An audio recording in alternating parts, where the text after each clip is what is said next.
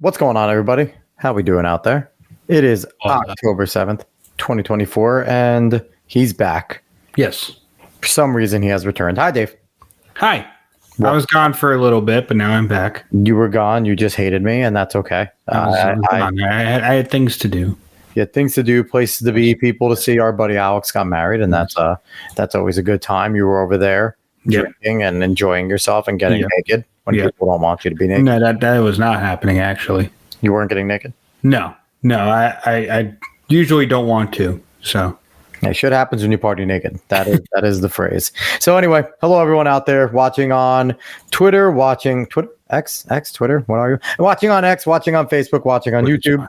We appreciate you all. If you like what you see today, give us a repost on X. Go follow us on Facebook. Give us a follow and a share. And on YouTube, smash that like button, subscribe, share the show. All that good stuff. Go find us at the Alex Costa Show. And you'll see all the goodness that we have. So we appreciate everyone for being here. Dave, it has been a time. Our Jets fucking suck, Dave. That's not even supposed to be on here, but I just popped it up. They suck, man. Yeah, it's a lot of coaching, honestly. It's a lot of coaching issues because there's no reason the team should be that bad at running the ball. But you said that like this is the worst running team. We have Breece Hall and Braden Allen, and that line should be able to push people around. Well, the thing is it's miscommunication, and it's not knowing what they're doing, not knowing who they're getting, and it's consistent, and that's coaching. That's not really because that line is built to be good. That line has names on it that have all been good for years. So it is coaching, and it's very worrying in a way. But also, the team can find a way to move the ball when they decide to actually just be a fucking football team. So there is hope in the fact that even frustratingly bad coaching can be overcome in some manner. But then again, it's also an anchor. So they have to stop being stubborn and stop listening to Nate Hackett. Yeah, well, he just has to stop being stubborn because there are times where he calls good plays for like a good minute of time. 20 are the worst plays in the NFL every week. But then he just goes back to being stubborn again. And the defense played fucking great. I really can't say much about the defense played out of their goddamn minds. And Sam Darnold still played really well. So it's not like he played as well as he could.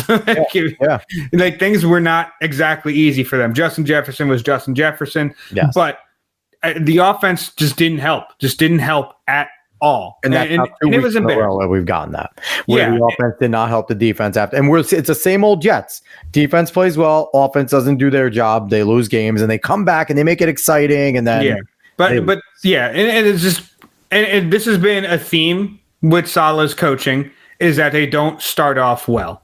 And they get into a hole, but they're able to fight back. The team doesn't give up. The team wants to fight back, but they're not prepared. And that's the biggest issue. Because even if it's not 17-0, if it's 10-0, team's fine.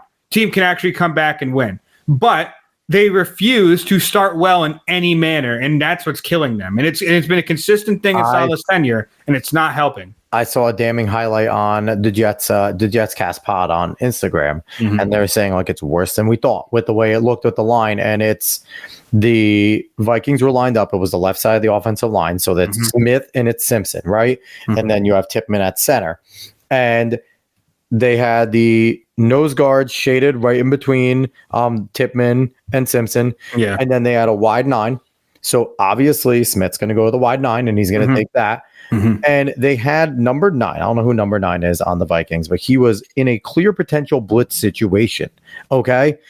And instead of, Simpson posting to help Tippmann and seeing if the guy's coming to blitz, Simpson just bails as Tyron Smith is going out to take the guy in the wide 9. And Tippmann is taking the guy to his outside shoulder. Simpson just goes right on a double in a passing situation and doesn't even take a fucking drop step. And, maybe try and post up and help Tippmann for a second to get to his assignment. And the blitzer comes and just screams Aaron Rodgers. So it's like, it's those little things. You talk about the miscommunications, but that's elementary stuff. And that's something that maybe they're saying maybe Aaron needs to communicate that, but you have Simpson and you have Tyron Smith there. You do not need to communicate that with those two veterans. There's no reason why those two guys aren't doing that. That's an elementary thing.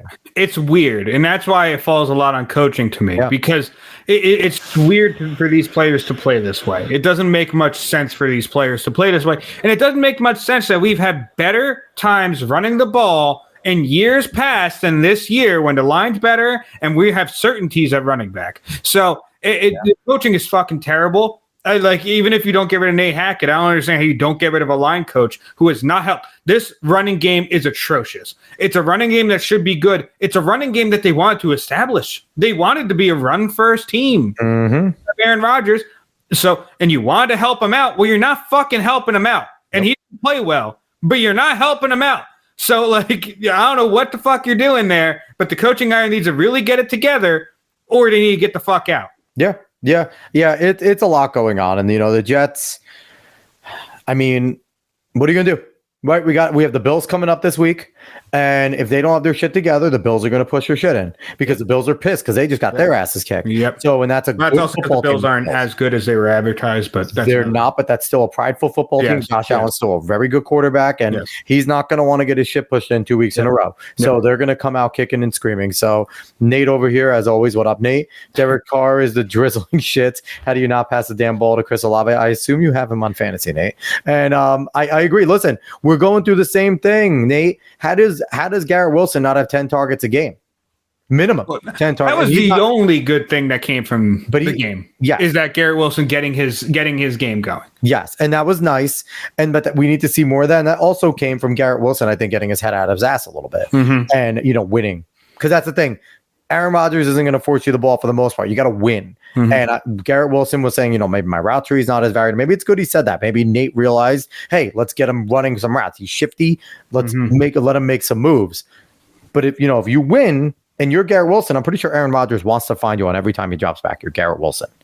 He'd prefer to get you and Breece Hall the ball 99% of the time. Yeah. So it's something there where, good things will happen if we can keep on getting Garrett Wilson going, because then that opens up Mike Williams. Lazard is continuing to have a fantastic year. He had some bad drops in that game. He had some bad drops, but he had a really tough touchdown to get us going. And he had some good plays, and he had some bad drops. He just needs Lazard's career. Yeah, but he really needs to eliminate those drops. That's why you bring Mike Williams in. That's why you bring Mike Williams in, so he can take those away from Lazard. Well, fucking Tay Adams is supposed to be on the Kay Adams show tomorrow, but he's actually not going to be because some stuff's happening. So it's either he's actually coming to the Jets or, Jets or Saints. It seems like it's Jets or Saints because, and it's funny because everyone talks shit and, Nate, you just talk shit about Derek Carr.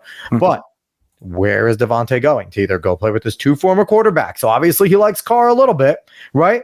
He probably likes Carr enough to go play with him or Aaron Rodgers. And, I hope it's us, but I also don't want to give up the bank to go and get him. And then when Rodgers leaves, it's like, oh no, we suck again. The water boy meme. So we'll see where we are there.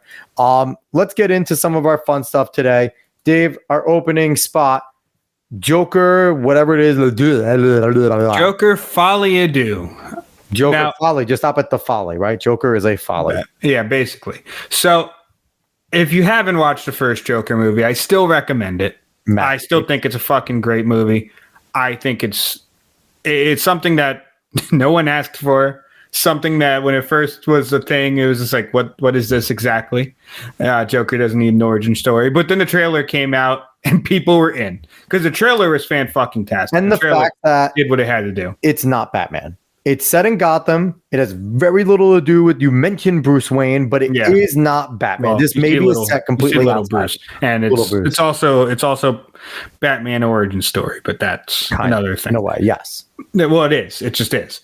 But the first movie is fantastic. But the way the first movie is constructed, the way the first movie ends, and both Todd Phillips, the director, and Joaquin Phoenix, there was never supposed to be a second one. This is not supposed to be a thing. But it made so much money, even though Warner Brothers didn't believe in it, it made so much money that they must have thrown the kitchen sink at Phillips and Phoenix and said, look, we need you to make another one. And then they dumped a whole bunch of money into this to try to make a similar sensation that they had with the first one. But so far, hasn't worked out, both review-wise and box office-wise, because it has a debut of $40 million. And if you're not familiar with the box office numbers and with budgets and everything, that might sound like a lot. 40 million is a lot of money, but there was initial projections of 50 million to 65 million. And that range was already revised down from 70 million. So this is behind. This is worst case scenario. You're under $30 million. This is already, well, no, I mean, if you're going from that initial 40 million seems correct. 40 million is correct, but it's already under the revised range of 50 to 65 million from 70. So this is fucking terrible, especially for one has a budget of 200 million. And good thing this article at least brings it up. That means it needs 450 million to break even. Where did this article come from? Is this Scream Rant, Dave? This is Variety. Variety. So bless their hearts that they even admitted that. Yes. Well, this is not. This is the movie that they have like stake. This isn't a woke movie. To be quite honest, yeah. And first film, the reason why they wanted to do the second one because the first one was only 65 million, and I believe it was damn near close to $1 billion. I can't maybe not, but it had a lot of profit either way because I don't really feel like looking up how much it earned. I'm not going to lie to you. I can look up it. But so it has completely bombed right out the gate, and it's not looking like it's going to be carried by word of mouth because so far, basically all of the reviews from people who actually do reviews and from just normal people that are in social media. You found it? It made $1 billion. Oh, it made $1 billion? Okay, I wasn't sure if it broke it or not. Shattering the worldwide total of $1 billion. Yeah. $55 million budget. It made a disgusting amount of money. And it debuted. So the difference is this is debuting at 40 million. The Joker had a debut of 96.2 million. Yes. A massive drop. Yes. Yeah, exactly. But word of mouth for this movie has not been good from basically everyone. Well, I've seen a few people who have genuinely liked this movie, and they've given their reasons. But for the most part, people do not like this movie. I have heard many things about it. I know a decent amount about it. And from what I am hearing is that the first movie constructs this character of Arthur Fleck becoming Joker. Arthur Fleck didn't really have an existence. He's pushed around by everyone. Yep. The man never really makes a choice himself. He's never in control. No. He's always pushing the other things. Joker is the persona that allows him to be something, be anything. Yep. And that's the first movie in a nutshell. But this second movie seems to deconstruct him back into being Arthur, which is something he would never want to be, but he kind of accepts being Arthur and not Joker. And it seems like he's even lower than he was in the first movie. So it's a deconstruction of a character after what they did in the first one doesn't. Just hearing that doesn't flow with me. Big reason why it doesn't make sense because the way they ended the first movie too, it seemed like he fully was leaning into Joker. You saw the blood stain down the hallway, and it's like, oh, and shit. Also, the first movie is so vague. It's so vague on what actually happened and what didn't happen. You could just assume that he cracked at that point, and we were going to get more of a Joker. And the thing is, too, like we talked about this a whole bunch when we were watching the trailers coming up to this, where we were like, at first we were like, eh. And then there was one trailer that came out. We're like, okay, this might be really good. And then we saw some more stills and stuff, and it was kind of like, eh. And it was like, here's the thing. Joaquin Phoenix, I don't put it past the guy from being good at anything. The guy's great at what he does. Oh, I fucking love him. He's a fantastic actor. And the fact that it's a musical was maybe meh, but you put in Gaga. Gaga has the American Horror Story-esque thing. But here's the thing. They don't, what drove me fucking crazy and made me not want to watch this, Lady Gaga's from New York City. The easiest thing for her to do would be to do the classic Harley Quinn type of way to speak to Mr. J. And they're like, we don't want her to do that. Yeah. Fuck you people. That is Harley Quinn. That's part of it. Yes. But to be fair, he's not necessarily Joker either. This isn't really DC movies, to be quite honest with you. They just aren't. And that's fine. Because it is like the first one is a movie that doesn't need Joker slapped on. Hey, Nate, we'll fight about that. Musicals are not the worst. I love musicals. Yeah, I like musicals a lot as well. And I will say this, hearing someone talk about the second one, it seems like they they were correct in labeling this not a musical, mainly because musicals in and of themselves, they do sing, there is music, but musicals in and of themselves are things that drive the story along. Yeah, musicals tell the story. Yes, this doesn't. Like, they sing and there's some meaning to it, but it's not like it. Yeah, I feel like you'd have to watch it. Like, the way I heard it, I not also telling the story through the song. Exactly. Like, they're probably thematic. They probably have reason. They're probably telling something, but it's not exactly in a musical. It's not a musical. It's hard to describe. Compare it to Les Mis. Every song propels the story forward in Les Mis. Like, you're not finishing the song trying to repick yourself back up into the story. Yeah, like it's weird, but I get the description now. I understand the description of saying it's not a musical, but they do sing in it. It's an understandable thing, even though it's fucking weird. And I don't know. I still might see it at some point. I'll probably watch it just because the first one was so good, and I would think that at least I would say probably at the least, and I'm hoping this is true, that at least Joaquin Phoenix puts on a great performance because I've heard he's fantastic. I heard he's bad performances. I've heard he's awesome. He's still great in it. I've heard the cinematography is great.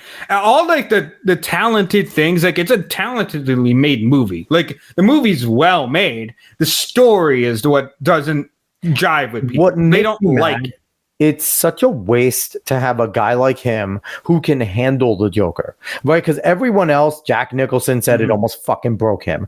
Heath Ledger killed himself, right? You know, even Mark Hamill has said that there were times where he had to dive in, and it's hard to break out when you psychologically, like, he's a character that when you dive into him, it's hard to dive out because you actually have to go crazy, right? Joaquin Phoenix is already fucking nuts. So for him to dive into this, it's just like, well, it's a Saturday. Like, so for him, we have an actor that can actually handle the role of probably the most iconic villain in the history of movies. Like, but maybe some of your Friday the 13th, your horror hacker slasher guys, but maybe in terms of comic book villains, there isn't a better a more known comic book villain probably than the Joker. Definitely one of them. He's up there with like Mysterio. I think he's better. Mysterio. Magneto? Magneto, thank you. You know what, though? Magneto, yes, but Joker takes the cake. And I'm a Marvel. Joker now.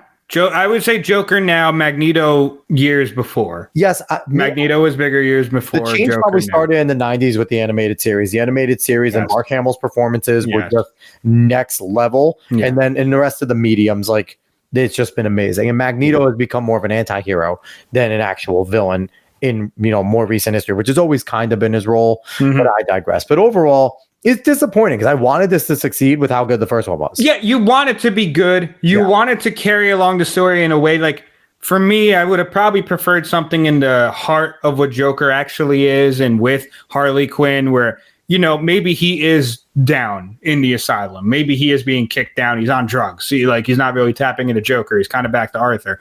But Harley fangirls, like, she loves him. She basically convinces him to become Joker again in a way, and then he breaks out of the asylum. I would have liked to see something more Joker-like, and that is not what happens in this movie. But like you said, it's not a DC movie, so that would kind of follow the line of how Harley Quinn became, where Joker kind of fooled her into becoming his paramour, basically. Yeah. Joker uses charisma in order to, and she's already basically insane, except he just kind of taps into it, and she becomes just absolutely obsessed with him. But I mean, Harley is a whole different fucking thing now, which is ridiculous, but we don't have to get into that. The thing is, they've overdone Margot Robbie's Harley. They overdone everything with Harley. Yeah. Literally everything with Harley. Harley shouldn't matter anywhere near as much as she fucking does right now in any capacity. No, she's no, you're right. She shouldn't be. And you know what? Here's the thing. Jack Nicholson did a fantastic job with Joker. Jack Nicholson was amazing, but absolutely. And that's the thing. And that's why you could take all of these renditions of Joker. Like I said, even though the first movie doesn't need to be Joker at all. Not in any way does the first movie need to be Joker. It could just be any psychological thriller. Anyone. Thing. But you can make it Joker because him basically having no backstory in the first place, him being chaos incarnate in a way, but Batman creating him, essence, like that type of thing. Yeah, in some way, in some renditions, in other renditions, he's just Joker. Nuts. Yep. So it's you can do so many different backstories and it can work with this type of character. And especially, the first one, it gave a reason for him to just break out, become this kind of villainous person, be able to inspire people to fight around him and kind of fight for him. And a good reason. Like, it was actually compelling. Reason. It's an understandable reason while also being bad. Because the first movie still shows it as, while he's finally taken control of something, it's something that he can't control and something that has overall done worse to the society that he was kicked by the whole time that he wanted to make better. And it almost like he deserved to be kicked in a way. When he gets any sort of power, he uses it for more chaos, and that maybe the people that were seeing him as a nothing were correct because he's incapable of doing positive. And it's I'm not going to go there. There's a ton of commentary in the first. Yeah, I'm not going to go into a whole character piece and a whole movie thing about the first one. I mean, we could be here for 9 hours. Yeah, but it's just disappointing to see what the second one has done. I know, I'm probably going to watch it, and I'm probably going to have many gripes with it. But like I said, I have seen wait for it to stream. Yeah, I have seen people that really liked it and people that I think are pretty good at making these arguments. But I have seen a lot of people that I also respect in their arguments not like it at all. So I'll see where I fall with that, and maybe I'll talk about it on here at some point. But you let me know when it streams. Maybe we'll both pick a time to try and watch it so we can have an actual conversation about it. Yeah. But it's unfortunate that it flopped. Who knows what it'll do worldwide. Yeah, Batman's entirely rogue gallery is the top. Normies can name several as bad. He's the only one that lives up near that area is Spider-Man. That's the only one that lives up near that area of having a rogue gallery near that kind of quality. They are the two focuses of their universes, though, so it makes sense. Spider-Man is the focus of the Marvel universe. Well, why did they become the focus, though? Because of their rogue galleries, and because their stories and their road, they everything about them lent them to make. They were both very common in a lot of ways. A lot of people could touch on them, and Stan Lee said that was like his first superhero that he actually wanted to care about the human side. Most of his superheroes were larger than life, and they were supposed to be. Spider-Man was the first one where Peter Parker, the delivering pizza. Yeah, delivering pizza and going to New York City and just being this kid. So no, it was great, but we'll see what goes on with the Joker. Who knows? Maybe it'll hit worldwide and it'll get a spurt. Maybe people will like it around the world. I doubt it. completely honest with you, I doubt it. They're going to lose money. And in a way, I'm happy that Warner Brothers loses money on this because No, you delayed there. Where'd you go? Where'd you go? Here? You're here now. Okay. But stop picking up sequels and forcing sequels that no one wants. Literally no one, not even the people creating it, wanted it. And then actually make movies that'll make you money because you're not doing much of that at all. Yeah, no, I agree. So let's go. We talked about some Spider-Man stuff. Let's go into something because a picture of this one has Spider-Man. You brought this to my attention yesterday, and I want to talk about it today. Where is it? How did you lose it? Because I'm stupid, Dave. All right, anyway. Also, talking about this real quick, I have heard the Penguin show has started very well. Yeah, the first two episodes have been fucking great. Yeah. I have heard it's very good. So I need to go see the first two episodes, and I'm hoping, especially if I like it, that it continues that way. That's one thing that Batman has had that Spider-Man and no one else has. The villains are so compelling that you could do these things. You could do these branch offs and no one's mad about them because they do have their own lives of their own. Like, maybe Kingpin is the only one in the Spider-Man Daredevil universe that you could make a really good show about because he is like the criminal underworld. He fucked them up. I mean, that doesn't count. That's deleted. That doesn't count. But, the Kingpin can have his own kind of mob boss type of thing where he controls other legitimate villains in the universe answer to him. So go ahead, Dave. What were you going to say?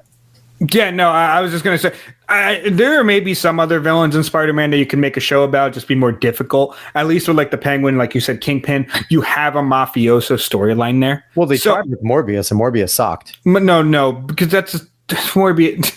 They put it back in theaters too. I love it. But Morbius is a completely different thing. You don't make movies about these characters, and that's one of the things that makes it so difficult. Yes. Like MCU has really rotted the fucking brains of filmmakers in making movies about all these things when TV shows really flesh out these stories a lot better. Yep. And then honestly, you could probably end arcs on movies and then make even be more of an or explosion. include them in movies as characters in there after you already get to know them. But I'm not even thinking like an anime kind of thing where Demon Slayer ran for multiple seasons. Yeah, movie's fucking huge. So that's what I'm saying. You could even do something similar in that vein. But yeah, simple. Warner has the best IP they ever created, just refused to use it, and also that's exactly what I was thinking. Green Goblin and Doc. Yes. That's exactly what I was thinking. The easiest guy in all comics, Blade. Oh my! Don't even fucking bring that up. Blade's daughter's really the superhero. Oh no! I don't know if it's if it was his daughter. Whatever. That's getting scrapped. That I'm pretty sure that movie's not getting made. And good for I think it's Mashallah Ali. I think that's how you say his first name. If not, I'm sorry. But because he's a good actor and he doesn't deserve to be fucked around with Blade. Because if you're gonna take over that role from Wesley Snipes, you want it to be a good fucking movie. Well, what Disney does, they take good actors, they give them shit roles. Yep. The chick that played Reva in Obi-Wan is not a bad actress. The one that got all the shit. You didn't watch it, but she's the one that got all the shit for just being bland, generic, bad person for bad reasons. Gets stabbed. In the No. Bad person for the worst reasons. That she survived order. Everyone survived Order 66. Apparently, one. And also 2, she survived it and then decided to join the dark side to coup them from the inside. But while doing that, kill a whole bunch of people as if that fucking justifies it because you're going to turn on the dark side. I agree. It's the dumbest shit in the world. It is a bad story, bad direction, and for all intents and purposes, people have seen her in other things, and she's a good actress. So it's like, this is what Disney does. It's like, hey, you're really good at acting. Fuck you. Like, it's like, like, let's end your career. Come do this movie. So vampire, Blade fights vampire, rinse and repeat. Yes, and that's what the original Blades were. That's what the original, especially the first movie, fantastic, awesome to watch. Amazing. Love the first. I don't know. Watching Blade in the third one fight Triple H was pretty good. It was Ryan Reynolds fighting Triple H. Yeah, I haven't watched the second or third one in a minute. I watched the first one recently. The third one, the only reason to watch is Jessica Biel. Everything else is gone, but Jessica Biel in fucking that leather is. Listen, it makes she makes boys men, okay? Yeah, she makes boys men. All right, let's move on here. Let's go into some more geeky stuff. Boom.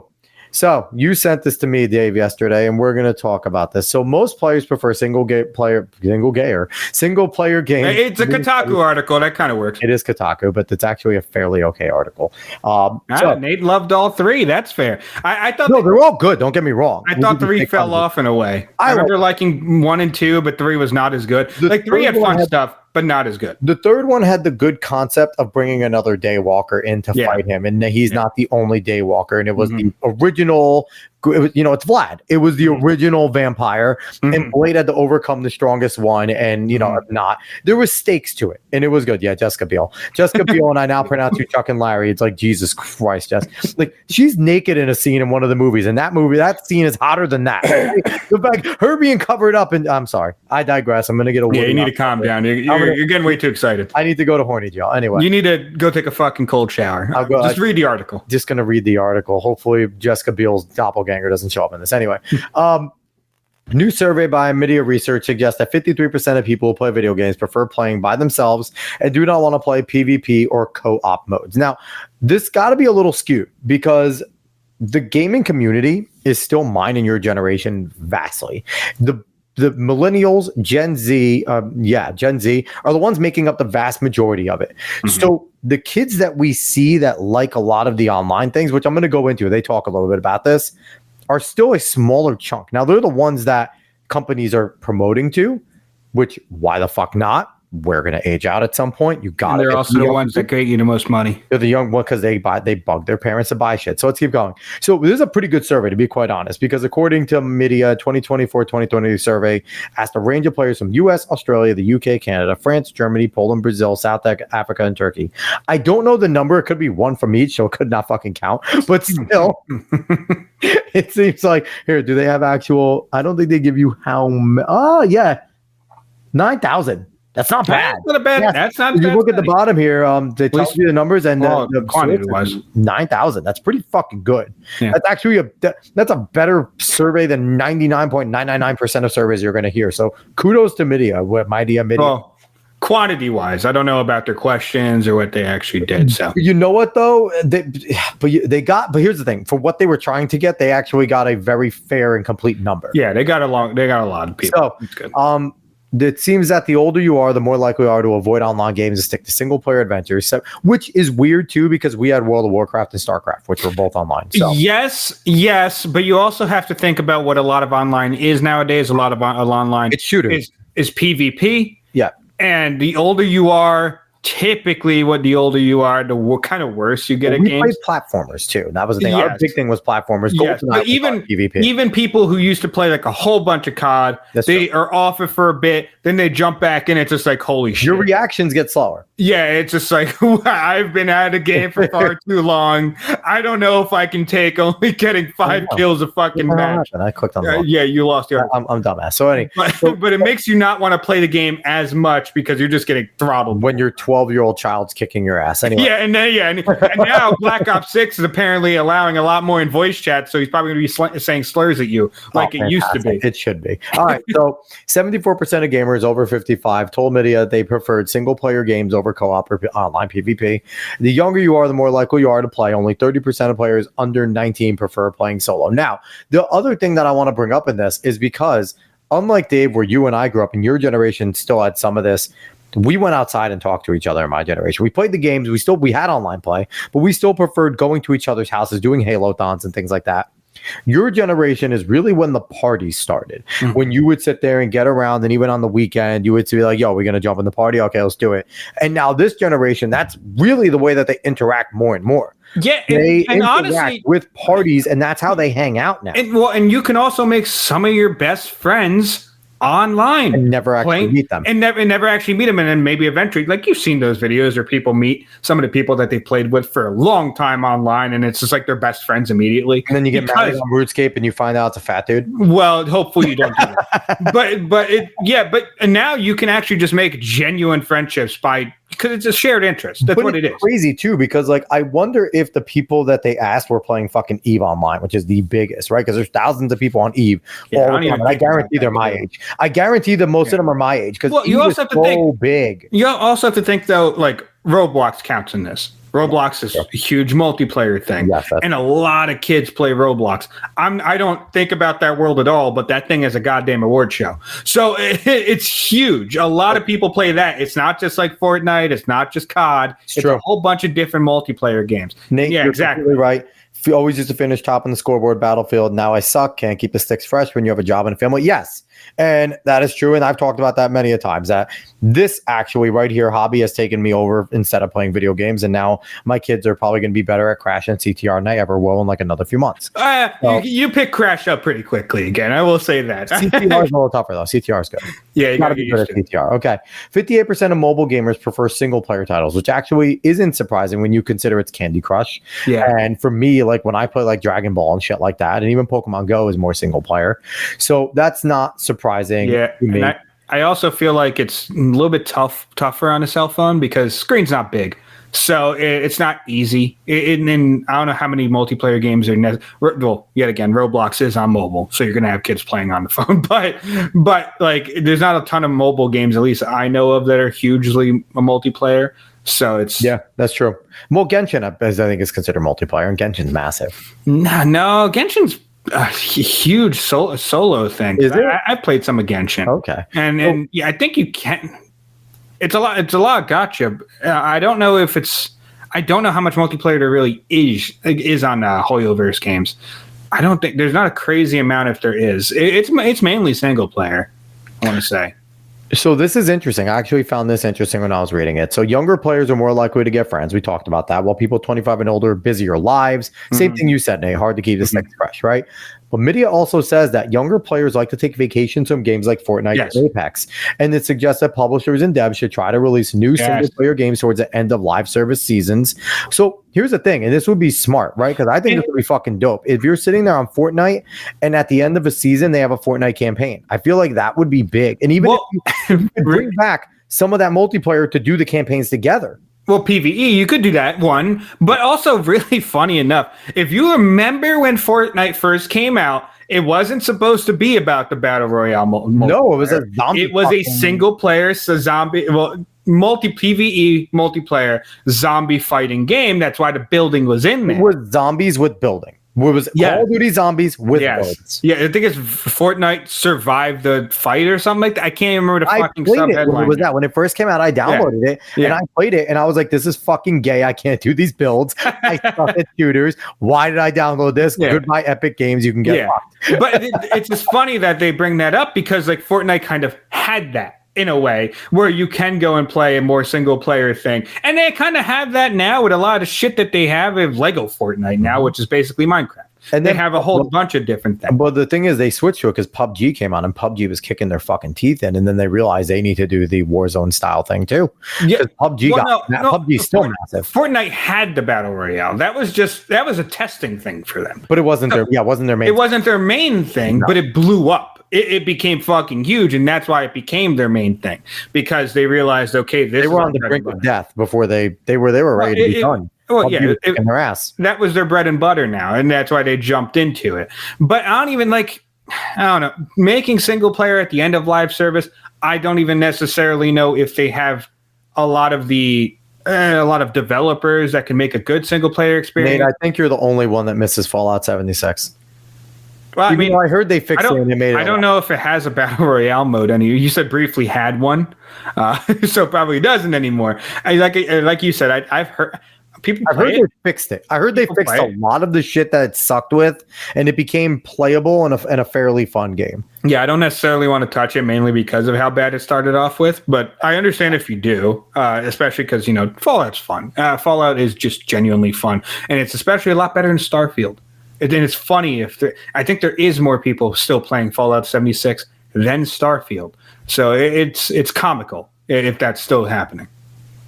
It's interesting. So they kind of end off by saying live service is what's probably going to be the thing. The reality of single player games is still expensive to make and take years to develop, just like live service titles. But if live service game can build a large audience, you could spend years supporting it, make a lot of money while not having to make another. And there's the problem though. So everyone's taking that gamble that they're going to make Concord live service. Look at Suicide Squad. So they're going to pick a bunch of these and one of them's going to hit and carry them. And I have an issue with that sentence there because single player games do take a long time to develop, but they can take a shorter time to develop if you're not making this fucking open world. Look at the fucking planes over here. Look at the grass move kind of fucking single player game that every goddamn game is nowadays. If you actually make Astrobot. Yes, if you just make a creative game that you don't have to have a ballooning fucking budget on, you can still make a damn good amount of money off of it. You might not be the same profits of your live service, especially if your live service hits. Agreed. But that's not what you're looking for when you make games like that. And you put in minor fun details, right? You don't have to make the grass detailed, but if the environment is fun and detailed and interactive, it doesn't have to be perfect. It doesn't have to be lifelike. Yes. It could still be cartoonish, which is what we expect from our platformers anyway. Yeah. Yeah. And it just because they're throwing everything into these live service things, and sometimes minimal times it works. Actually, it doesn't work a lot, at least to the degree where they need to keep what they need in order to keep it running, in order to keep this profit going. Dave, exactly like you're saying. So the last sentence here kind of closes out what we were saying. And even though history, whether with dying or dead, live service games and the data shows players like playing single player one and done adventures, the promise of more money is likely too alluring to publishers in 2024. And that is why a bunch of devs and publishers are going to fucking die. But you know what though? GTA Online's still on fire. But that's the thing. Here's the thing though, real quick. I want to give a highlight real quick. Zach Zoyson, decent article from Kotaku. You might be the only one. Anyway. But that's the thing though. GTA has a very good, very fun gameplay loop. A lot of fun things to do. GTA role playing is still fucking huge. I don't even know how, I can't get into it. I tried to watch a video on YouTube one time. GTA role playing? Yes, it's a huge server. Sauce fucking did it for a little bit. Who did? Sauce Gardner. Oh, no. I'm dead serious. People get into GTA roleplay and shit like that. It's huge. I might not be as big as it used to be, but people love that shit. And GTA Online, generally pretty fun. Can I be Nico and you be my fat cousin? What? Yeah, that could happen. That could literally happen. But GTA has made their world so much fun. You could do so much shit in it. That's why people will invest so much damn money in it. They have made an unbearable amount of money from GTA Online. It's incredible. I think I think it's technically the most in video game history. Which is hilarious because GTA 4 Online was absolutely balls. It was terrible. Well, it's 5 online. That's making all of that. I'm saying, but 4 was so bad. They tried to do 3. 3 was like unplayable. Mm-hmm. And then when 4 came around, they tried to do it and it was terrible. Mm-hmm. You could barely aim. It was really bad. So the fact that they made 5 so good and that it's so interactive and they had some is great. They had another chance at online play, and that was Red Dead Online. And I enjoyed Red Dead Online. I remember playing a decent amount. I was like a Mexican on a donkey. It was pretty fun. But I remember that being fun. But they've had multiple tries at really perfecting and making the online as fun as possible, and they did it for 5. And look at what it's done for them. But there's a difference here. Rockstar has so many tries at doing it. Rockstar had so many hit games before doing that. And they're all damn near in the same series other than Red Dead. That's true. But Red Dead has the same Rockstar, very similar gameplay experience throughout all their games. You need to give me a Bully college years. It's not going to happen, not in this day and age. And I wouldn't even think it's good. It's like trying to make a fucking Leisure Suit Larry nowadays. It's not happening. GTA 6 is good, then I would have hope. Because if that means that they kept GTA 6, because if they keep GTA 6 female pro tag and make it as raunchy and as in your face and as offensive and as stereotypical as all of they've done, and they're fearless and they say fuck it, then I would say Bully college years will be a good thing. If they go and they tone it down because it's a female and he's not fucking hookers and killing them or going into strip clubs and so you can't do all the same shit, then it'll be a problem. Yeah, that's a fair sentiment. That's a fair sentiment. But I don't know. I just don't necessarily trust him. I don't. I mean, honestly, Security was the best Batman villain. I don't know who Security is. David, look that up. Big D. We don't know who that is. You might have stumped us, Big D. Are you thinking Lockup? Probably Lockup. Probably Lockup. I've actually never heard of that. See, you got us, Big D. Trying to look. That's definitely not it. So, Dave, while you're looking that up, we're actually going to slide to our next piece here because I want to get this up because, again, we're not going as long tonight.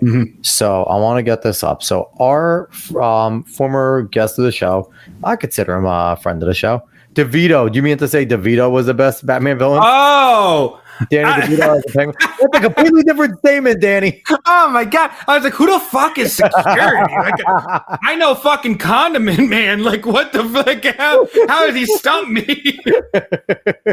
Completely different.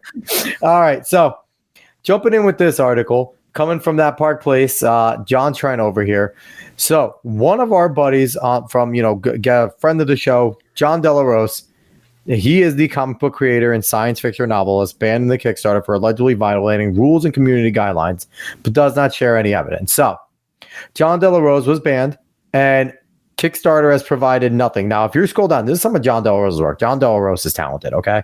That's from the Emerald Array cover. Jeff Lashley did that, which was a nice cover over there. So, John Delarose put on X that... Just say JDA. I'm getting tired of hearing the same... JDA said... It's his fucking name. I know it is, but it's just like bothering me. I don't know why. Fine. JDA. JDA has his military science fiction comic, The Emerald Array, coming out on Kickstarter, what was supposed to be. And he moved it to fund my comic because, like he says here, he's the victim of a coordinated cancel effort by comic book pros from DC Comics. Successfully got Kickstarter to ban him as he was about to launch his Space Marine comic. Now, again, go support John. Moved it to fund my comic. Go look at the tweet over here, John JDA. But John, I will say it at John Delarose, Dave. That's fine. You're doing that. It just happened so many times in succession. It was breaking my fucking brain. Hey, Dave. John Delarose. Anyway, so he shared screenshots of Kwanzaa. How the fuck do I say this name? Osejefo. It's on the screen. Kwanzaa Osejefo, editor at DC Comics under the name Kwanzaa Johnson, calling on Kickstarter to investigate JDA in June to attempt to get him removed from Kickstarter. And he said, hey, Kickstarter, you can scroll through this person's feed for 5 minutes, determine if they're who you want to associate with the platform. Now, I will say, if you're a Kickstarter, you're a bitch. But having someone from DC Comics lean on you for the people there who are still Kickstarter is, it's a place where the grassroots go to try and come up, and they want to keep those people coming to them, and they're probably hedging their bets going, more indie devs would agree with these DC people than would with random JDA. Okay. So they sent an email banning him for his terms of service, saying that we expect all Kickstarter users to comply with rules and community guidelines. Unfortunately, our investigations have found that you have been in violation of these guidelines. These principles help maintain the health and stability of Kickstarter community. Failing to follow these may result in revocation of certain account privileges, including the ability to launch a project on Kickstarter as projects have been revoked, and it's non-negotiable, which is hilarious. But they never tell him what he did. They just say, hey, community guidelines and rules, which is fucking hilarious, right? This is what they do, Dave. This is what they do, is they sit there and they make these vagaries and they just say, them's the rules. And it's ridiculous. Yeah, and this is honestly expected. There's been years and years of this stuff happening. Yeah. And JDA knows this. He probably already knew that there was a chance of him being kicked off Kickstarter. He understands that. He's been in this sphere a long but it's good for him to do to raise more of this awareness at Kickstarter, fucker, and don't go to them. That also the fact that Kickstarter, to other ones, because I don't use these campaigns. Mm-hmm. I've never used one, so I'm not entirely sure. But I can assume that Kickstarter is probably a lot more intuitive, a lot more user friendly than like Indiegogo and a couple other ones. So it probably just is easier to use. It's like YouTube is to Rumble, but so. It makes it something that you want to use, but just like YouTube is to Rumble, it's fuckery. Like it's just going to hurt you in the long run, especially if you're someone that doesn't go with the narrative. And like I said, he probably knew that, but it's easier to use, so why not use it until you're done? I believe he's on pretty fucking sick. Yeah, it looks good. It looks really fucking really good. John is awesome. I believe he's on Fund My Comic now, right? Fund My. It's down here, I believe. Let me see, but I'll tell you in a second. Yeah. Either way, yet again, not surprising for DC to do Fund this. My Comic, yes. Yes. Not surprising for DC to do this. Wouldn't be surprising for Marvel to do this. This is what they are. If you don't agree with what they do, they will get you kicked out. And it's that simple. And of any and everything, like they would have no problem going after payment processors like Visa and stuff like that to tell them not to even use that. So a lot of people have faced this. JDA just another one now, and with this happening. But like I said, he probably expected this. Go to Fund My Comic. Anyone that wants it. And honestly, if you're doing an indie comic or if you're doing any of indie stuff, look for things to be backups to Kickstarter if you're going to do Kickstarter. Agreed. Because there is going to come a time where you most likely will be kicked off just because someone doesn't like something you said or something you looked at or something you liked or reposted on social media. So here's the reason why I think he did use Kickstarter, though. And from his article that he wrote in the Fandom Pulse, go to fandompulse.com, support JDA there as well. Kickstarter banned me after I submitted my military science fiction Space Marine comic, The Emerald Array, for approval. I've seen projects decline before, but never an outright creator ban like this, where it stripped me of the ability to communicate with the current backers of my last campaign, some asking questions via message or comment, which I have no way to answer, which is why I think he went back with this, because he's done projects before, so he knows there are people that are going to back him again. So it makes sense to go back, to that. And I think, again, he was probably thinking, like he said, they might tell him to fuck off, you can't do this project here, you're a bigot. Instead of outright. But I don't think he ever from the site. Kicking him from the site, and for what? Because some people think he's a Nazi. Yeah. So again, over here, we support JDA, and if we want you guys to go to Fund My Comic, if you can, if you like, again, the panels that we have here, if you like some of this stuff, it's a Space Marine comic. I think it looks pretty dope. The Emerald Array, if you want to go and support him, Fund My Comic, you'll go there, go on John's X, it's all over there, and you can support him. and go and fight back against this bullshit, because that's what it is. It's just a whole bunch of bullshit, and they're trying to win. But thing is, there are more of us than there are of them, significantly more of us than there are of them. So if we continue to just support people like JDA, like Ripaverse, like Drunk 3PO, Yellow Flash, Razor Fiston, George Alexopoulos, and so many more that are not woke motherfuckers and are going to do good things, then we'll eventually retake over the space and come back to just having good shit without any nonsense in it. So that's I just wanted to give a shout out to JDA and what he's going through there, because like I said, former guest, consider him a friend of the show. Yeah, want to make sure we give him a shout out. All right, Dave, I think we're going to get to 2 more things, and then we're going to get the fuck out of here. How's that sound? That sounds good.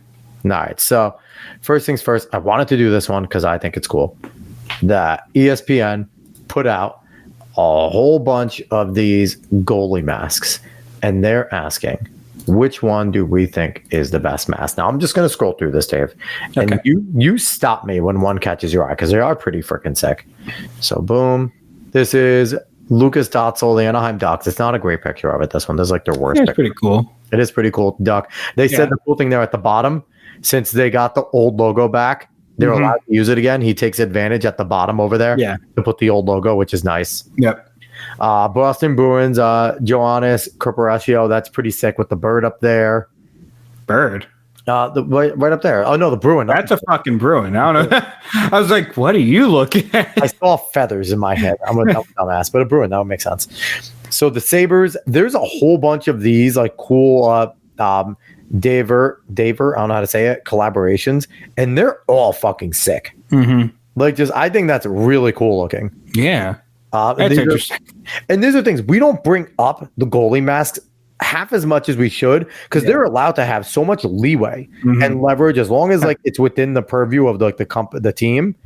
These goalies are allowed to express themselves in different ways. I always think these are cool, and this is another one that they did for the Sabres. These are freaking sick. That looks pretty cool. Yeah, I really like that black one. But yeah, it's really nice looking, right? So really clean. Let's keep going here. This is also Sabres, Devin Levy, and it kind of just going with the same theme, which is still pretty cool. You see the friggin' buffalo there on the side with the red eyes. Like, it's dope. Let's keep going.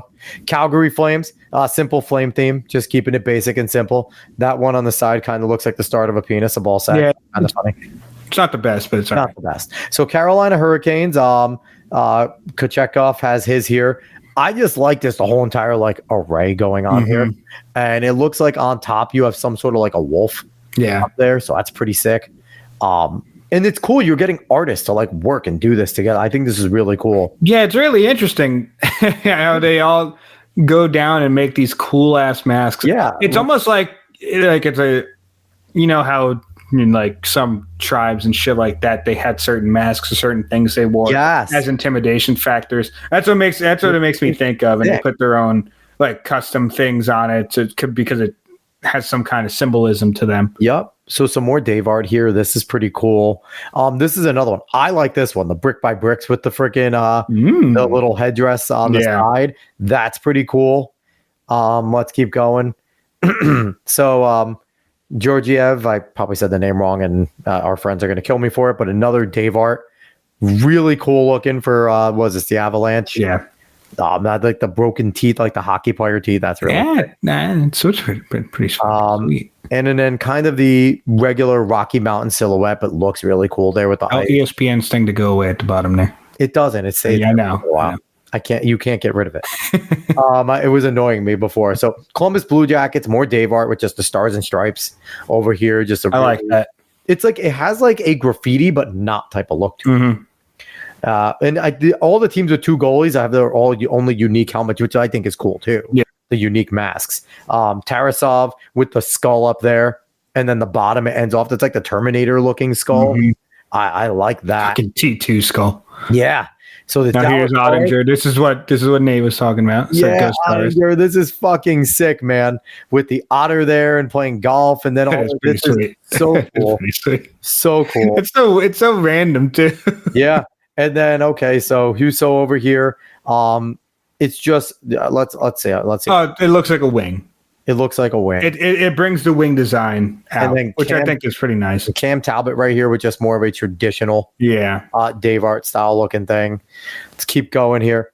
Let's see. Edmonton Oilers.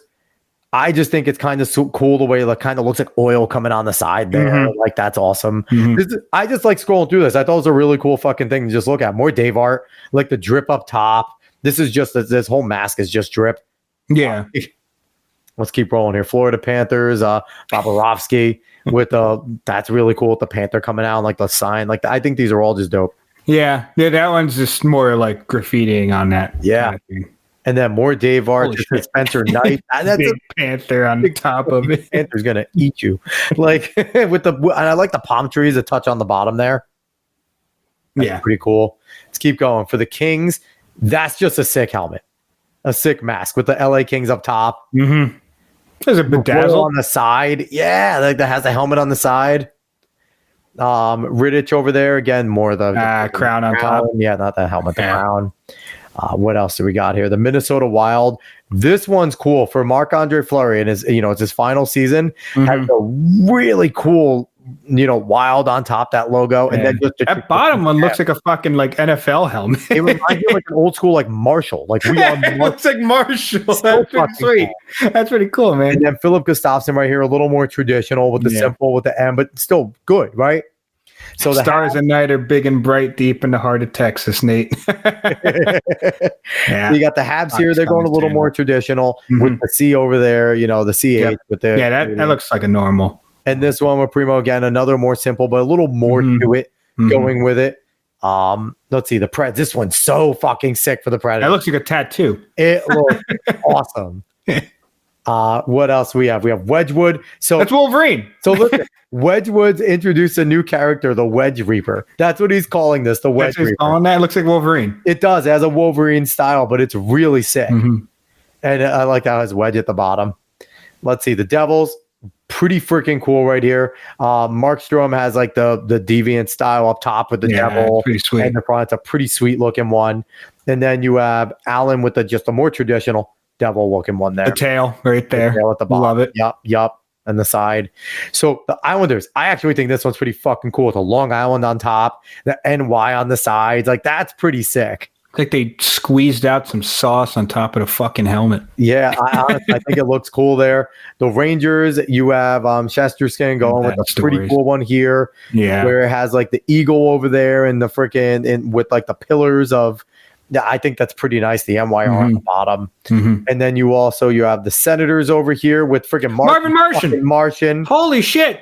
Yeah, I didn't think I'd see Marvin Martian tonight. Senator Viking from outer space. And then you have the other Senator, the regular on the side. That's pretty sick. Forsberg, just kind of more of a traditional one for his Senator. How people know who Marvin the Martian is? I don't know. They did it on ESPN. They didn't? For his first mask of the part of Senators, Olmark's fun look includes Swedish Vikings and a Viking sailboat. Didn't even fucking mention Marvin the Martian. What the fuck? Okay, keep going. That's a little weird to me. So this Flyers one, more of that style, has like the graffiti, City of Brotherly Love, like with the wing there. For Fedotov, really cool with the more Dave. That's sweet. Really cool looking with the Flyer the lights in the middle. Yeah. Let's see. The Penguins, this one's pretty dope. It has Jerry's fishing. It's like someone just fucked around on the map. Yeah, it's sick, man. I love it. And then here you have like the little the chibi penguin. Chibi penguin with the logo in the back looking. That's actually, I really like that one. A really nice map. The colorway on that's awesome. Yep. San Jose, kind of a little more traditional. You see the shark up top, which is pretty sick. You have a fucking shark. You can't go wrong with the shark. Yeah. This is pretty cool for Askarov. The contrast with the shark, it's just one side's one, the other side the other. Yeah. I think that's really cool as well. Right here, Dackords for the Kraken, kind of simple. Yeah. With just the S. And then you go underneath. And this is his second one, which is a little more. I don't know what the fuck that is in the bottom corner, but I love it. Must be another type of mascot. Must be, but you have the Kraken like up there. This one's a really cool mask. Ooh, I can scroll. Let me scroll. I didn't know I could scroll on this one. Yeah, there's not much else to see, to be quite honest with you. It's still cool. The Kraken looks fucking sweet. I like that on top of it's pretty good. See, you wouldn't have seen that if I didn't scroll. I don't know exactly why there's lightning on top. So that's a little weird. Because it's cracking. Haha. Anyway, St. Louis Blues, the blue Grim Reaper is fucking filthy. With the horn on the side. With the horn, yup, for St. Louis. That's a cool one. And who's wearing that one? That is Bennington. Yeah. And then we have Hoffer over here. It's a little more traditional, but still really cool looking. Yeah, it looks good. I like the horns coming up on the side, on the back over there. Tampa Bay, the Juggernaut edition. Nice lightning. Just fucking the world up. I'm cool with that. Wall with the Leafs. This is sick. Oh shit! That looks awesome. Blue Wolf of Wall. That is awesome. That looks cool. That's a really good one. So yeah, I'm happy we went through this. This is a little more tradition with the Leaf coming over here. Pretty good. This is Star Wars. Yeah, it's a cool little version of it. Mm-hmm. Let's see, for the Utah Hockey Club, brand new Utah Hockey Club, still doesn't have like a name. I forget. This one has clean blue look with the Heath Ledger Joker. What? I don't know if that's actually going to be a fucking one, but that's pretty cool. No, it legit is. Is it actually? Click on this real quick. It's a legit part of the helmet. Did you pull it up? You're not. Not on. It went off. Okay, sorry. I went to the other side. Whatever. Yeah, it opened up probably a new. It opened up a new one. Yeah. Okay, we're going on anyway. Okay, so for more Dave art, this one's just pretty cool with the Utah because they don't have a name yet. There's the Utah Hockey Club, but it's cool looking. Yeah, this makes it looks nice. The Canucks over here, just pretty traditional Canuck stuff right there. Let's see, Demko, friggin' Zoolander. He had this last year with Mugatu on it, and Mugatu's back, man. Incredible. How fucking great is that? That's ridiculous. Okay, for the Golden Knights, Hill just having kind of a cool looking night. Mm-hmm. Can't go wrong with that. Nice and clean. A little nice and clean. Pretty intimidating, honestly. Vegas strong on the back there. It's pretty sick. I like that. Oh, why'd it go off? Fuck off. All right, anyway. So we're going to go down Samsonov. I think this is a pretty cool rendition of it with the blades on the side. Yeah. Nice. Yeah, that's nice. The caps over here, this is freaking sick. Just the stars and stripes going crazy. Yeah. For Lindgren wearing this one. And then for Thompson, this is different with that skull. Ghost Rider. One of my favorites, man. This is one of my favorites because also it includes fucking Ghost Rider. But the Lincoln Memorial is back here on it. It's sweet. It's pretty cool. It's really cool looking. And then this one a little more clean. Same guy wearing it with all that. Like they did a really nice job. And the Winnipeg Jets, I think the Jets may be the last one. Halabuyak, I can't say his name, with the giant fucking fish right there. Yeah, I know. Yeah, can't go wrong with that. And then for Kakkonen, the Jets on top, on the side with the Jets. Really cool looking. And that's it. So that, Dave, did you have a favorite? This is interesting. Owner of the Jazz owns a Utah team. He should have used that old Jazz Mountains logo for the hockey team. That would have been fucking smart. Yes. But so, Dave, what do you think? Did you have a favorite? I'm trying to think right now off the top of my head. I really liked that fucking wolf one. Yeah. That for the Leafs. I think it was for the one Leafs. that the Leafs had. This one? Yes, that one's fucking sweet. There's something about the design there that really works. It just pops so well. I don't know. I like it a lot. They made fucking hats for some of these designs. Tell me those wouldn't go like this. You give me the fucking blue Wolf of Wool. That would be all over the fucking whatever he's playing keeper. It's pretty sweet. That one's pretty sweet. A lot of these are really nice. I mean, it just looks cool. And it gives some creativity to the goalies. This just goes to show, though, when you let the athletes do stuff like this, like so many leagues, I thought this was cool, too, because I love this little fucking guy, too. Yeah. So many leagues are so buttoned up with what you could do. Like my cleats, like once a year, letting the goalies just pick this out. This was a sick one, too. Yeah, that one's really fucking nice. Letting the goalies fuck around. And the Senators one. Are you gone? Did you leave? No, I'm here. Oh, okay, good. Oh, no. You said for a second. And that Marvin the Martian. Only because ESPN didn't fucking notice him. Because he looks sweet on that. Giving the traditional Marvin the Martian eye, too. Yes. The Rangers ones, I think, are pretty sick, too. I think Shesterkin's wearing a cool one there. And the cool thing is, they don't have to stick with these. I'm pretty sure they can change a few up throughout the year. So it's just really awesome that they're allowing them to do this. I like the Devils one, too, that they're wearing. So I just wanted to go, and I thought that was a fun one to look at because this is something too that I really wish that other leagues would allow the players to do. Like, I think in the NFL, they shouldn't give a fuck about the cleats. They should not care about the cleats. That is not such a big... as long as it's... Because I don't know what brand is partnered with them, but as long as it's the same brand, it shouldn't matter. As long as it's the same brand, and it's not like... I mean, honestly, I don't care. You know, maybe it should let the teams have like kind of a say, not the league, right? Because it's a league that cracks down. Most of the teams don't give a fuck, right? But it's a league that kind of cracks down. But if the team okays it, and like a lot of these players are doing things that are in line with their logo or a variation of it, it would be really cool if you saw some of that stuff in like the NFL and in the NBA. Like they're allowed to wear their own sneakers, but it can only be a certain way. Like, you know what I mean? Like, I don't know. There's got to be a cool way to do this. But that's a great idea for hockey to do it. And I just wanted to highlight it because hockey doesn't get enough love. And I nowhere near enough love. I don't watch enough, to be quite honest. I should watch more. I enjoy it more if SNY and the Wilpons weren't fucking assholes and since it's not on YouTube TV, I can't watch it anywhere unless I get cable. Fuck. Well, so I can, but should watch it somewhere. I don't like being illegal.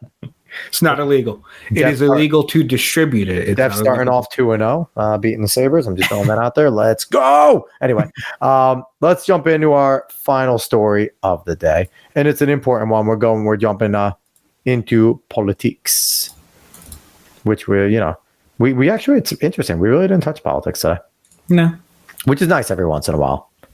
So, well, we could have talked about a whole bunch of things, but we wanted to keep it. We're already over an hour, so we didn't even want to be here this long. But Nate, we're here for you. Danny, we're here for you, and everyone else watching. We appreciate you all.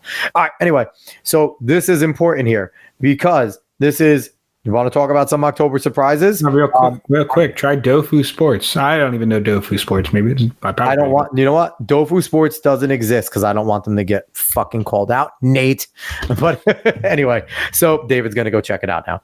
So right here, at least 1.5 million illegal southwest border crossers reported in fiscal year 24. Texas accounts for 65% of U.S.-Mexico border apprehensions, and they accounted for only 35% in the total of fiscal 2024. So this is wild. We talk about October surprises. This should be an October surprise. But in 2024, this is a drop in the bucket because earlier we had that the first gentleman beats the shit out of his girlfriends for touching valets on the shoulder. No one really talked about that. Huh? Weirdly enough, no one talked about that. Maybe we'll talk about it tomorrow. I heard it on Glenn the other day. But no one saw him. I think Pat Gray brought it up too. But, fucking slaps her in public, apparently. And then also bangs his nanny while he was married, and that ends his fucking thing. And he apparently... Paragon of virtue. And apparently... The story is non-corroborated. So the story with that is the nanny ended up having a miscarriage after he didn't want it. That's right. And it was a stress-induced miscarriage, which means he beat the fuck out of her to get the kid out of her. Okay. Right. Let's talk about what that is. So first gentleman who's redefining masculinity likes to beat women. Let's just throw that out there. I'll take my version of masculinity where we protect women and not beat the fuck out of them because we're weak and insecure. Anyway, throwing that out there.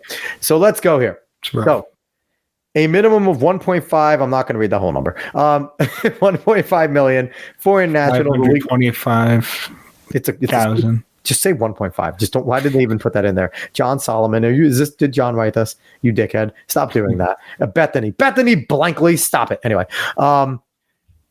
So 1.5 million foreign nationals illegally crossed the southwest border in 2024. So criminal aliens, rewrite that, please. Criminal aliens. According to preliminary data from the Center Square, exclusively obtained from the Border Patrol agent on a condition of anonymity and fear of reprisal, which is crazy. You should be able to whistleblow, right? Also, to be fair, on the criminal aliens thing, go up a little bit. The way the sentence is structured, it wouldn't work in that context because she is announcing what they're doing is illegal. Like she's announcing them as foreign nationals before they come in, as in she's not announcing them like in there already. So like criminal aliens would be who is already in after they illegally crossed, saying foreign nationals illegally crossed. It was the. I want to defend the way it's written because I understand what you're doing. I was just like, wait, it just. I don't do syntax anyway. Me and syntax got into a fight. I won. Fuck syntax. Anyway, so data excludes Office of Field Operations data, got away data, those who left, who were evaded, and northern border apprehension data, meaning, this number is much higher than 1.5. Okay. This also excludes the 1.3 million inadmissibles released into the United States through 2 parole programs created by the Department of Homeland Security Secretary Alejandro Mayorkas, as they say. More than 12 of the programs were identified as illegal by House Republicans who impeached Mayorkas in February. Again, we know that happened. Dozen of state attorney general sued to stop them, arguing they violated federal law. Federal judges also ruled they are illegal. So that number is much higher than 1.5. Those are just the ones that we're allowed to know. So what they talk about here that I found fucking hilarious is Texas has been pushing them west. Greg Abbott has been closing off more and more of the eastern part of the Mexican border. Let me see where it says that they have been pushing them west, which I find to be the best fucking troll. Texas, I will say, Governor Abbott has his flaws, okay? But in terms of the border stuff that he's been doing, I think they've just been sitting there going, how the fuck can we just troll everyone today with a bunch of people? It says it right there. Where is it? As Texas Governor Greg Abbott's Operation Lone Star Border Security effects push illegal activity westward, New Mexico, Arizona, and California reported influx, which could fuck them, right? Because all 3 of them are like, we are gonna love the illegals, and then when it's on their doorstep, they're like, oh no, illegals. So it's like, I love that what he's doing. He's busing them to all the sanctuary cities, and then he's pushing them away, and he's like, here, we'll take most of them, but you take some, and now it's a problem, right? So in Arizona, Border Patrol agents reported the second greatest number of 515,201 illegal border crossers, with the overwhelming majority in the CBP Tuscan sector of 461,685. So it's one of the busiest in the country. 261 shared border miles of Mexico. Yuma reported have over 53,500 according. So that's a ton of fucking people. And the thing is, Texas deals with it all the time. California Border Patrol reported 342,348 in 2 sectors responsible for 130 miles shared with Mexico and 114 coastal border miles along the Pacific Ocean. Coastal border, I don't know what that is. Coastal Border Patrol, whatever. San Diego sector. Most likely. Yeah. Reported an overwhelming majority of 322,000 in El Centro, over 17,350 according to the data. This is what needs to keep happening, though. New Mexico has 137 in 2021, okay? This is what needs to keep happening, okay? Because they need to start feeling the pain. We saw what happened in Martha's Vineyard. We saw what's going on in New York City. They're fucking framing Eric Adams over it, okay? Not because all he did was ask for help. It's not even like he didn't just shut the fuck up. That's all I want to do. Shut the fuck up and just take it. Keep giving them $4,000 each and shut up. That's all he wanted them to do. And he's like, hey, can we just have some help with resources? And they're like, cool. You took $100,000. We're kicking you out. So it's like, it's crazy what's going on. But this is what needs to keep happening. I do wonder, though, because there is they need to understand why they're so messed up and pushing this on everyone else. But also, I don't even know if that's going to work on them, to be completely honest. Now, it helps Texas because Texas isn't taking in all the goddamn people. That's 1 million people that they pushed away, basically. Exactly. So, Texas has no reason to stop doing that because it helps them in every single aspect. But I just don't even know if it's just like, oh, maybe they'll understand and they'll stop their dumbass ways. I don't even think that's going to happen. It might, because here's why. What happens is your retards on the top will continue to do it because they don't care. They're leftists. They want this chaos to happen, right? And then you'll have your diehards, which are not a big percentage, will just always go vote blue no matter who, right? This is going to affect the independents, the soccer moms, and the dads that really aren't super political, don't give a shit too much, just want to live in a safe suburban or, community and let their kids go to school, live a decent life. And then when these things start coming to their doorstep and the crime starts happening, they're the ones that maybe voted left and Democrat because they were a little more, we don't like the rhetoric of the right, they're mean, this and that. We mostly vote Democrat because they're bleeding hearts, right? When this starts happening and the Democrats don't respond, this is where you get that swath to go, I've never voted Republican in my life, but they're the ones that seem to want to do something. It's working in Texas. They're talking tough. Maybe we'll give them a shot. This is where it has a political will, because as they do nothing on the left, your middle of the rungs will start to sway right. See, it's logical. And it makes sense. I hate you. But it doesn't mean it. Like, because let's say that does become a thing. Mm-hmm. How soon does that become a thing? Because if it doesn't happen in a soon enough time, and there is a way to allow more illegals to vote in the elections, that's true. Then that drowns out those that finally realized why they shouldn't have voted that way. You have to hope that they recognize and wake up before it can be done that way. Exactly. So it's like, I get it 100%. I'm not even saying it's a bad idea. I'm just saying I don't know if I necessarily trust that it's going to work in any type of way. It's hope that it works in some type of way. But I mean, I just wish, I almost wish Abbott found another loophole to try to fight and close the border, make the federal government fight him again. There was a loophole. Keep going back and forth again. Stay in Mexico. Trump was doing a great fucking job, and it's so. No, I'm saying Abbott himself. I'm saying Abbott himself, though, because obviously the federal government. But I always hate when they talk about the numbers, like Trump only deported 900,000. Okay, because he had a lot less coming through. Yeah, they were trying. Because it's so funny. We memory hold the fact that leftist organizations and NGOs were paying to get thousands of people in caravans to come to the border to try and get in to make Trump look bad. Yep. That was their sole purpose, that they were paying and they were busing people and they were fucking paying for their supplies. And this was well known and well documented. It was doing. It's already been memory hold that was going on. And then it's completely and totally. It's not a caravan thing with the Bidens. It's just a walk right in thing because they don't need the caravan because the Bidens asked them to fucking do it. But it's so funny. We memory hold this. I remember it was every other month. Oh, we got another 2,500 a caravan on the way. We got a caravan of 6,000 leaving Venezuela. We got a caravan of X, Y, Z. And that's all we heard for all 4 years of Donald Trump's presidency. And all it was meant to do was, number one, demonize him when he wasn't letting these people in. And number two, as people did stream in at some point in illegal ports of entry, because when you have that many people, you're going to get people in, right? You have dirty border patrol agents that let people in. You have the cartels that are good at what they do. And that starts to balloon that number. So it's funny, we memory hold this as we talk about the numbers of who got deported. Believe me, if Trump didn't have the stay in Mexico policy, he would have deported 50 million of them. Like, he would have said, get the fuck out. And again, I actually heard what's funny on Glenn Beck. Dave, do you know, out of the last, since Clinton and beyond, do you know who's deported the most illegal immigrants or criminals? Obama? Clinton. 13 million in 8 years deported. I think Obama had like 8 million or 9 million. And that's the thing. And we don't need to go into this because I think I ranted about immigration not long ago, like days ago, before I went to Jersey. But like, it's the most insane shit. Like, this is a new problem. This has been a problem for a long fucking time. And people just haven't wanted to do anything about it to actually stop them, because deporting 13 million is a good thing. That's fine.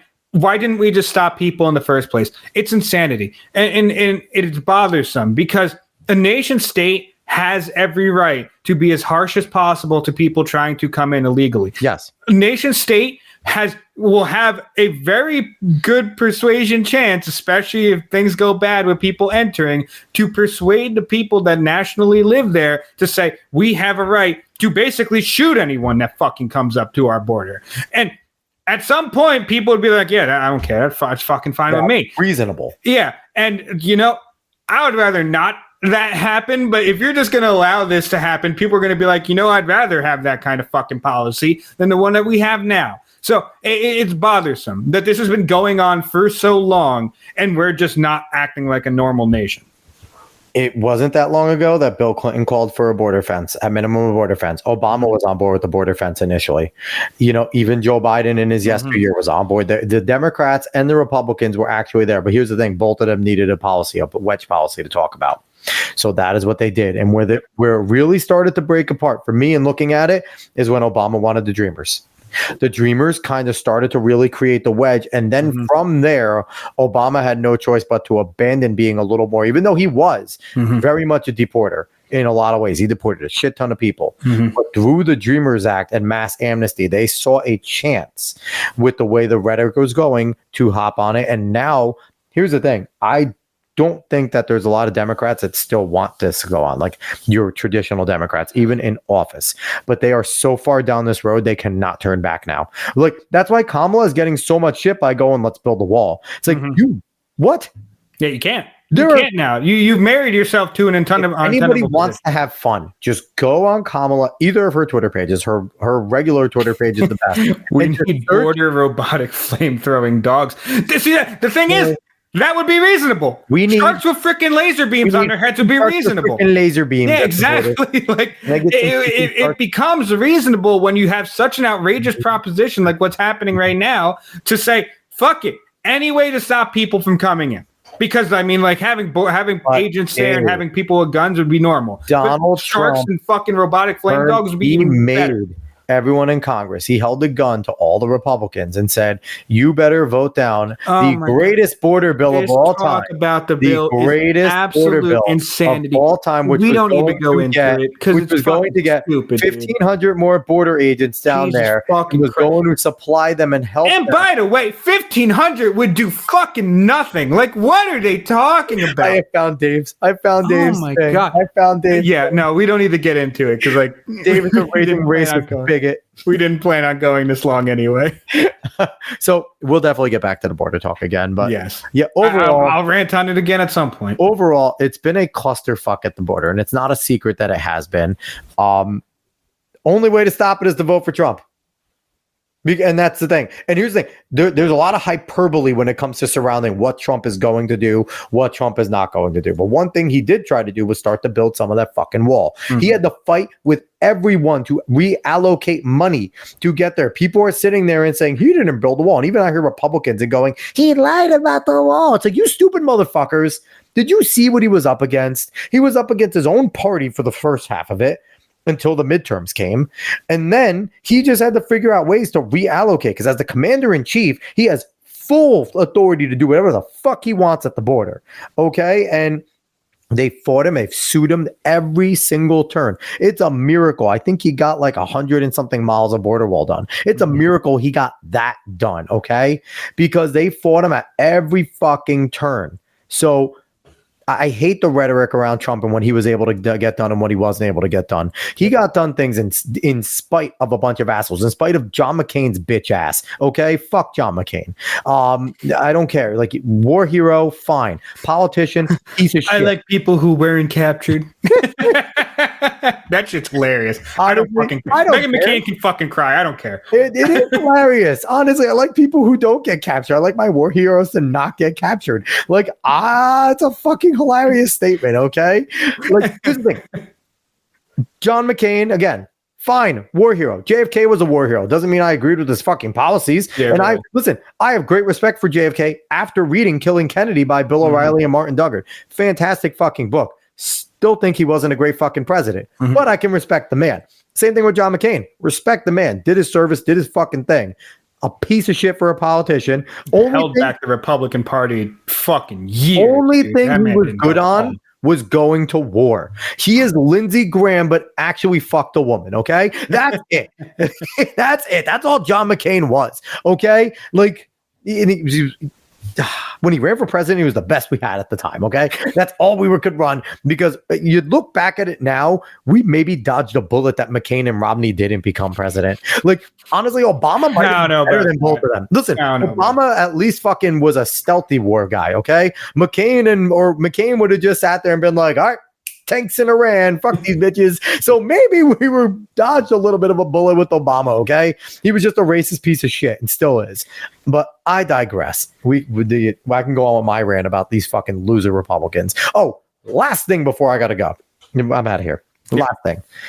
Can we end this rhetoric about I wanted the debate of that Vance and Waltz had to be the presidential debates again. Fuck all of you, okay? Because let's remember, as conservatives, what it was like being a conservative pre-Trump. Go hide in a closet somewhere and don't fucking come out, okay? That's what it was like. If we go back, Vance is fine. Vance did a good job sticking up for everyone, but the only reason Vance is able to do what he does is because Trump has kicked in the door and told the media to eat a dick and defended himself. Yep. Republicans did not defend themselves to the media or anybody else. all the same things that have been said about Donald Trump, about Ron DeSantis, about everything have been said about every single Republican that's run for major office my whole life. And not only that, Republicans always took the defensive stance and never did anything else. And Trump is the first one to go on the offensive, and that's why they want to destroy him, because they do not want more of him and more people like Vivek Ramaswamy, who is not afraid to go on the offensive. And JD Vance, the only reason listen, JD Vance proved a lot to me at that debate. The only reason I think he has the balls he has and isn't falling in line and just being another Republican with strong values and convictions, probably a great voting record, but not the rhetoric, is because Trump has empowered a bunch of conservatives. A guy who's not very fucking conservative in Donald Trump has empowered conservatives to do what Rush Limbaugh has been begging every single one of us to do. Stand the fuck up because we're right. Okay? And that is the thing. And I do not want them to go back to the boring ass debates. Was it a fun debate to watch? Yes. It was fine as a Politico. Yes. I like politics. I do not want it to go back to this fucking niceties, because you want to know why? These people aren't nice. The Democrats we're dealing with right now are not nice. Not nice to imply someone's racist. It's not exactly a nice fucking thing to do. Not nice people, okay? Because here's the thing. They can call us. They will imply we're racist. They won't imply this. But if you sit there and say you're a fucking baby killer and all of a sudden that's the biggest thing in the world, right? So no, these people are not nice, okay? And they're allowed to not be nice because the rest of the media is in collusion with them. Yeah. So no, fuck that. I like Trump's style because Trump separates the boys from the men on the debate stage with the Republicans. And then if he can make you sweat on stage, you lose. And the thing is with Hillary, he made her sweat. With Biden, he should have shut the fuck up because Biden killed himself. If he would have let Biden rant like he did in this one with the mics cut off, Biden would have crushed himself in 2020 under his own weight. This one with Kamala, I thought he did a better job. Thought he was fine with Kamala, to be quite honest. Kamala got under his skin a little, but he was just fine.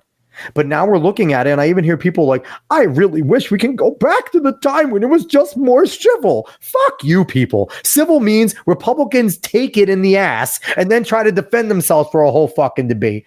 Absolutely not. Stop being bitches, okay? Let's stay on the offensive as conservatives. Let's not go in a hole, because this is what we also do. We get 8 years of something good. We get Reagan, who was more of an attack guy, more tactical, had more tact than Trump did, but more of an attack dog. And then what do? We get George fucking Herbert Walker.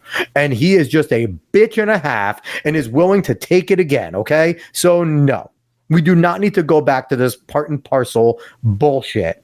We need to stay on the attack. Here's the thing. If they want to start playing nice and they want to start being civil, cool. We can go back to having civil debates. But until they stop calling us racist, stop calling us Nazis, stop calling us threats to democracy, and fuck you. Absolutely not. I am not going to be civil with people who actually think that I am the biggest threat to the world just because I disagree with them. When in fact, their philosophy has always led to millions dead. Always. So no. Do not fall into that trap of the fact that JD Vance was really good and it sounded really nice that he undressed fucking Waltz in a nice way. We are not going back to that. And if that's what you want, then get the fuck out. Vote for Trump and shut the fuck up if that's what you want, because we don't need your opinion after that. Okay? That rant over. Dave, do you have anything before we end the show? No, I'm good. I feel like we can end on that. We'll end on this one, Nate. McCain is an awful human. He left his wife for a mobster's daughter besides killing sailors on the forestall. I think we can end off with that. A salute to John McCain. Anyway, thanks for watching, everyone. Nate, as always, Danny, as always, we appreciate you guys being here. Everyone that watched, Dave, you need to start clipping my rants and your own. Yes, I will. I will soon. Can you get the fucking work? Anyway, but we appreciate you all watching on X, Facebook, YouTube, wherever you are. Go follow us at the Alex Cuesta Show. And yeah, I'm not going to ramble on. See you guys later. We're out of here. We'll be back tomorrow. Probably good night. Probably right around the same time we did fucking tonight. We only want to do an hour and a half. All right. So long, y'all.